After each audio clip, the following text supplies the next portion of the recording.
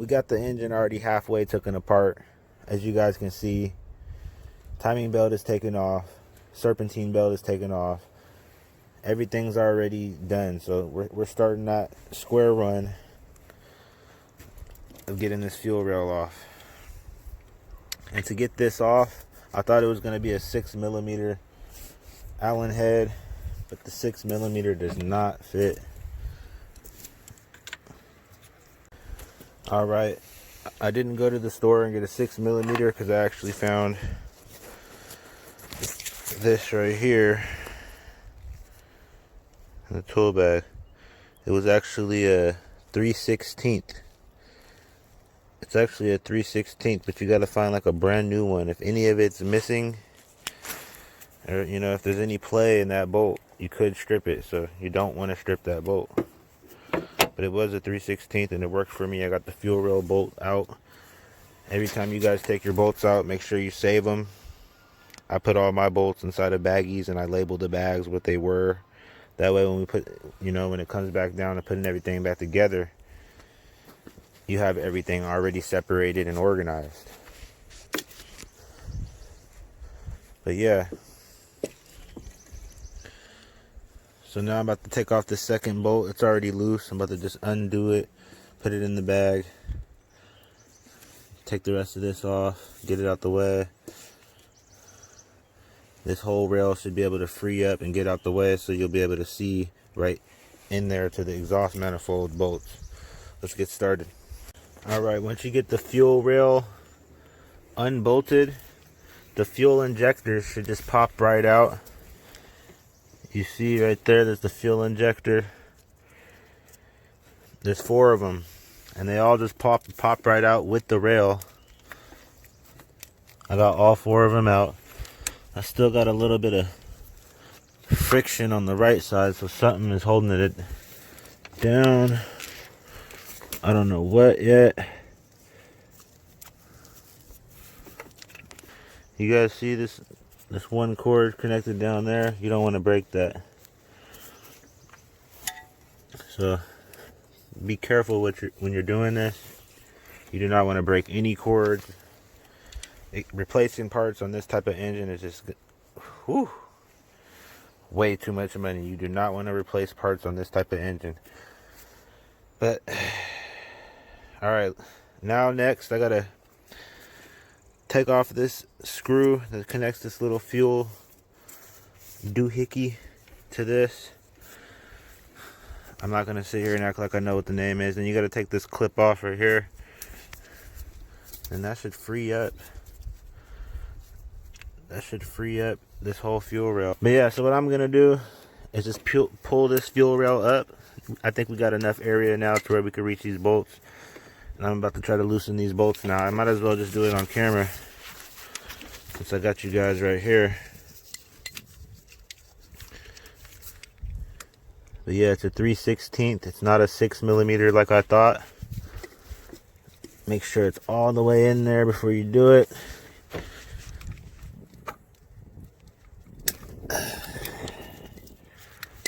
There it is. That one got loose.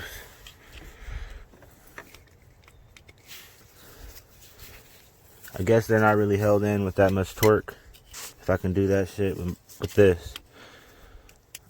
So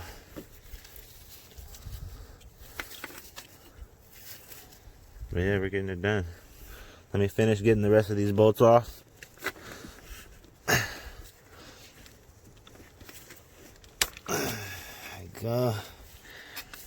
Let me finish getting the rest of these bolts out, and then I'll come back in a second. Okay, now I got all the bolts off. As you guys can see, the 2 10mm on the corners are off. I tried to pull it up, but there is no movement at all, and that's because it's mounted right here. Right there. That's because it's mounted right there. We got 2 more 3/16 bolts to take out. This hose is in my way though, so I can't get a even angle right there, so I'm about to have to remove these two 10mm bolts holding the hose in. 1, 2. Which I'm about to do right now. That's cracked loose. That's cracked loose. So now the hose will be out of our way. Make sure you guys are saving all your bolts and labeling which bolts are for what. Because that shit is going to be a big confusion at the end if you don't. But yeah, that's the next step. So let's go ahead and keep it going. Alright, now that we got the two 10s removed, we can go ahead and start taking out the 3/16 Allen head bolts that are connected to the side of the exhaust.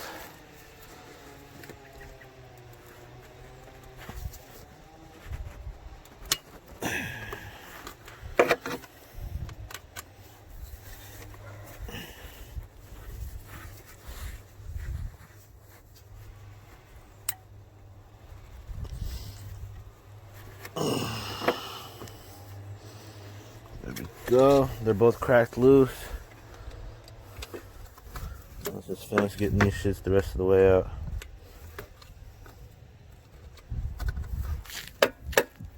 Alright. Once you guys get your 3/16 Allen head bolts out, there's also another Allen head bolt right there that is a 6mm, or one step up from 3/16, which would be 7/32. Then once you get that bolt out, everything should be loose. Yep, everything's loose. I got tons of play. But you also want to take out this oil dipstick because you don't want that to break when you take this out. We got the dipstick out, you guys can see. Took a little bit of a struggle to get it out. Had to use the channel locks to get it out, but we got it out. We got the exhaust off. Now we can see down in there to the exhaust valves. I didn't really see any damage when I looked down in there. But yeah, now we got to start getting this heat shield disconnected from the back. These probably got two 10mm bolts holding this pipe in right here. We got to get that off. That's the turbo. I also loosened the pipe clamp for the right side end of the turbo line. You got to open this up to see it. Unclip all the clips. And then bow, that opens up the heat shield. Now you can see where the heat shield is. Now you're able to see down there, and actually it's accessible. Now you can reach it. These bolts are reachable. Alright, next you got to take off your air intake outlet. This right here.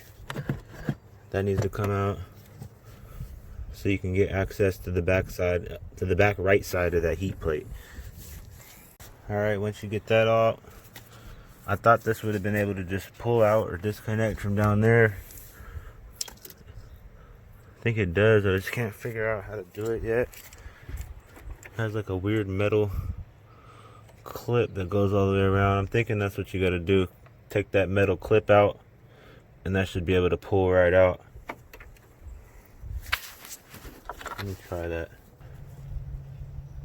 I'm going to have to take that metal clip off right there.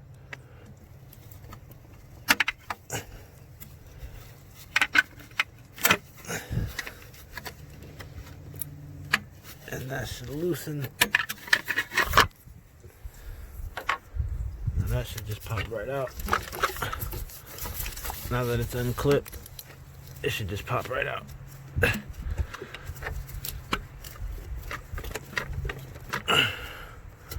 Or maybe not yet. Maybe you got to get the clip all the way out first.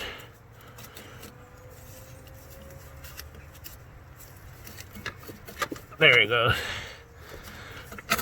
Fuck. Alright. Now with that shit out of your way, you have better access. Okay, I just disconnected a couple more clips. This one was pretty hard to disconnect. This one right here, because I thought you had to push a tab in or something to get it out, but really you got to pull this plastic clip out right here. Pull that out, and that will just pop right up. And once you got all those disconnected, there's a couple of 6mm Allen heads bolts right here holding this in. You want to disconnect that. Cylinder head can't come up with that connected. Alright, then once you get everything unclipped, you'll see that this area is now opened up.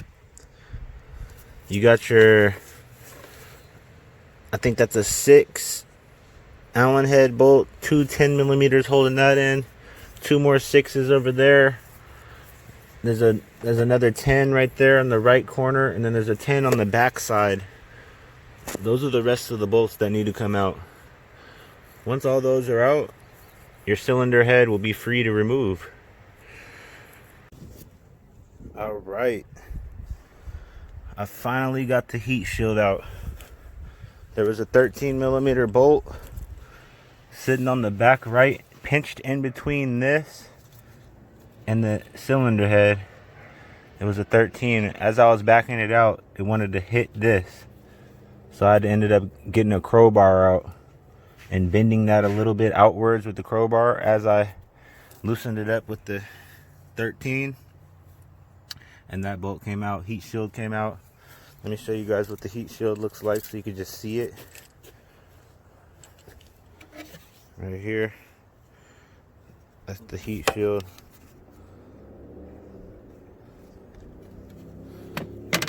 And yeah, so pretty much while that bolt, that's our last bolt pretty much. Now I'm about to loosen the cylinder head bolts. To do that, you got to buy this special cylinder head removal tool. No triple square, no Torx will work. It has to be the specific Volkswagen brand cylinder head removal tool, and I bought that from Home Depot, 10 bucks. Took about 3 days to get it shipped, but we got the shit done, man. And let's get back to it. Oh yeah, and while you're removing the cylinder head, you want to take them out in a crisscross order evenly as you take it out, because if you do it just one by one, left to right, you have a chance of warping the cylinder head. So what you need to do is start in the middle, take the middle two out first, loosen them, get the second two over here, second two over here, just keep going like that. And then once they're loose, then come back to the middle, loosen it a little bit more, loosen it a little bit more, get it all the way out, and then just start loosening those bolts, and the cylinder head will come right off. Let's get it cracking. So yeah, you want to work your way from the middle, going outwards to the left. I'm on the 4th bolt already.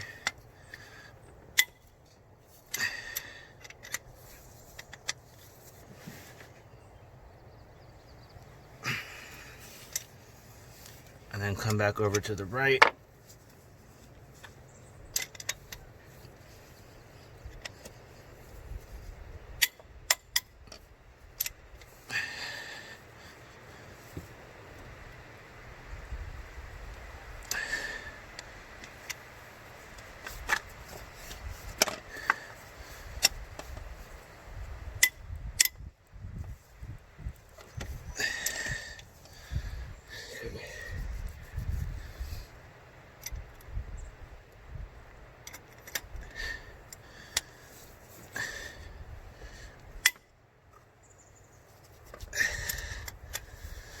I can't wait to see what's inside of here. It took us a good 2 weeks to get to this point.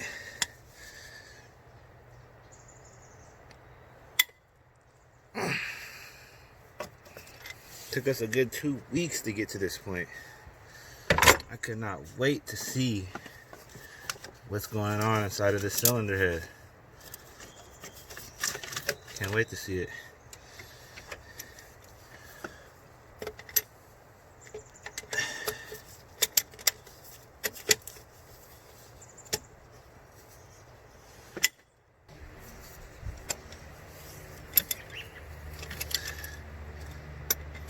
So now they're all 100% loose.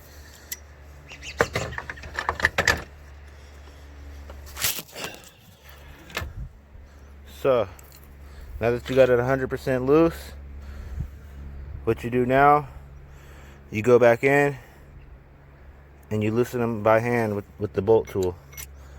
That way you don't have to sit there and go back and forth with it. It'll just come out right away. Like that. Oh, I spoke too soon. So as I tried to take the head off, cylinder head, it's not budging because there's a back exhaust. Not only do you have to take off the front exhaust, you got to take off the back exhaust.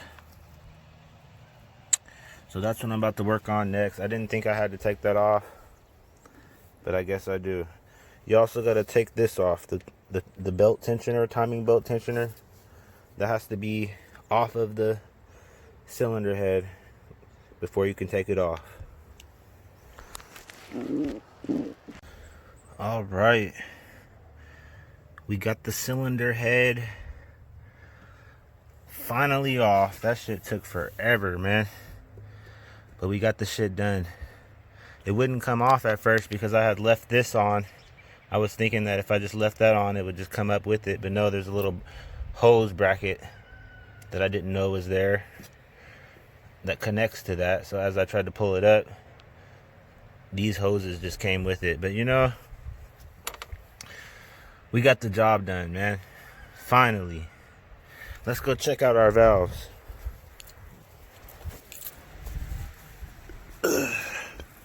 So if you look right here, I can immediately tell you which ones don't have any pressure and which ones do. When we did cylinder 1, this is cylinder 1 right here. When we did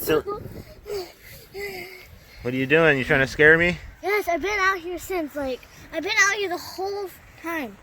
Wow. The whole time. I was right there, jumping on the car the whole time. And then I just tried to scare you this time. Okay, well, I'm going to keep on continuing this video now. I'm making a video for YouTube. I thought you already made one. Making 2? Nope. Just one. So you guys can see. Yeah, I can immediately tell which ones have no pressure. So this is cylinder 1, 2, 3, 4.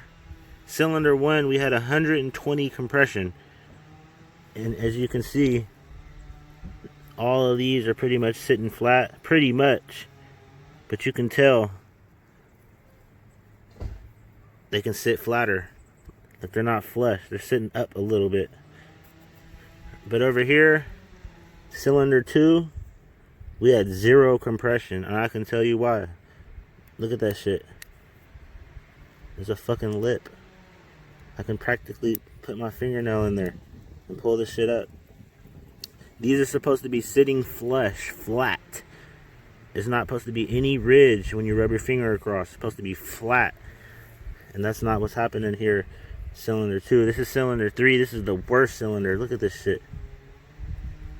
This is the worst cylinder. These ones right here are definitely bent valves.